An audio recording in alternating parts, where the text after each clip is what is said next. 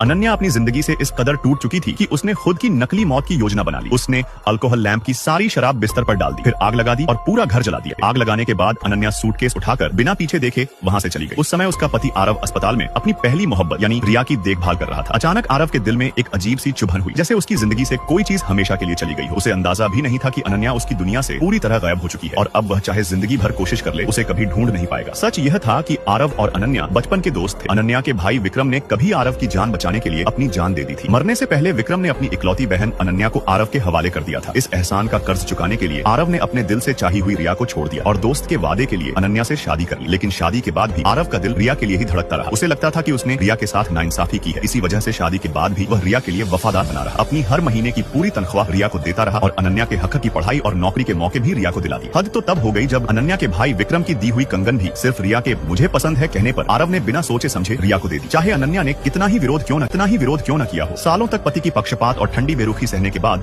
अनन्या का दिल पूरी तरह टूट चुका था। उसने फैसला कर लिया कि वह आरव और रिया को आजाद कर देगी। अगले ही दिन उसने क्वारंटीन ब्यूरो में शामिल होने के लिए आवेदन कर दिया। यह एक गोपनीय नौकरी थी, इसलिए अधिकारियों ने कुछ दिनों बाद उसकी नकली मौत की व्यवस्था करने का निर्णय लिया ताकि अनन्या इस दुनिया से गायब हो जाए। अनन्या को इस पर कोई आपत्ति नहीं थी। अगला दिन उसके भाई विक्रम की बरसी का था। अनन्या और आरव ने आखिरी बार साथ में जाकर उसकी कब्र पर फूल चढ़ाए, लेकिन वहीं रिया बिना बुलाए आ पहुंची। कहने को तो विक्रम को श्रद्धांजलि देने, मगर असल में अनन्या के सामने आरव का अपने प्रति झुकाव दिखाने। रिया अपने घमंड में ठीक से चल नहीं पाई और उसका पैर फिसल गया। उसकी सुरक्षा में तैनात 2 सैनिक गुस्से में आ गए, क्योंकि उस रात रिया का एक बहुत जरूरी कार्यक्रम था। अपनी गलती छिपाने के लिए रिया ने सीधे अनन्या पर आरोप लगा दिया कि उसने जानबूझकर उसे धक्का दिया। जब सैनिक सबको जांच के लिए ले जाने लगे तो आरव ने सच बोलने के बजाय झूठ बोल दिया। उसने कहा कि उसने अपनी आंखों से देखा है कि अनन्या ने ही रिया को धक्का दिया। यह सुनकर अनन्या को यकीन नहीं हुआ, लेकिन उसकी बात किसी ने नहीं सुनी। आखिर आरव ऊंचे पद पर था, वह झूठ क्यों बोलेगा। अनन्या को पकड़कर बेरहमी से पूछताछ की गई, जब तक कि उसने अपराध स्वीकार न कर लिया। घर लौटने पर आरव को उसकी घायल हालत देखकर थोड़ी ग्लानि हुई, लेकिन फिर भी उसने कहा कि रिया कमजोर है और उस पर ऐसा दाग लगना उसके करियर के लिए ठीक नहीं। जब अनन्या ने कहा कि वह आरव और रिया को साथ रहने देगी तो उल्टा आरव भड़क गया और बोला कि वह अनन्या को छोड़ने नहीं देगा। अगले दिन पहली बार आरव ने अनन्या के लिए तोहफा खरीदा, लेकिन तुरंत ही कहा कि अनन्या को रिया से सार्वजनिक रूप से माफी मांगनी होगी ताकि रिया के कार्यक्रम में न पहुंच पाने की जिम्मेदारी अनन्या पर आ जाए। यह सुनकर अनन्या का सब्र टूट गया और उसने आरव को जोरदार थप्पड़ मार दिया। लेकिन अगले दिन जब वह अस्पताल में मेडिकल जांच के लिए गई तो आरव ने उसे जबरदस्ती रिया के कमरे में धकेल दिया। जांच रिपोर्ट हवा में उड़ती हुई रिया के पास गिर गई। रिया को लगा कि अनन्या गर्भधारण की योजना बना रही है ताकि बच्चे के जरिए आरव को अपने साथ बांध सके। आरव को अनन्या से पूरी तरह दूर करने के लिए रिया ने सारी हदें पार कर दी। वह सीधे दूसरी मंजिल से कूद गई। नीचे खड़ा आरव यह सब देख रहा था। उसने तुरंत रिया को उठाया और आपातकालीन कक्ष में ले गया। इसके बाद उसने अनन्या पर आरोप लगा दिया कि उसी ने रिया को नीचे धकेला। अनन्या को बंद कमरे में कैद कर दिया गया। रात के समय एक बदमाश अंदर घुसा और बोला कि रिया ने उसे अनन्या की इज्जत लूटने के लिए भेजा है। अनन्या ने जान की बाजी लगाकर खुद को बचाया और बाहर निकल आई। फिर आरव को सारी सच्चाई बताई, लेकिन आरव ने उस पर भरोसा नहीं किया। उसने कहा कि उस कमरे की चाबी सिर्फ उसी के पास रहती है। अगले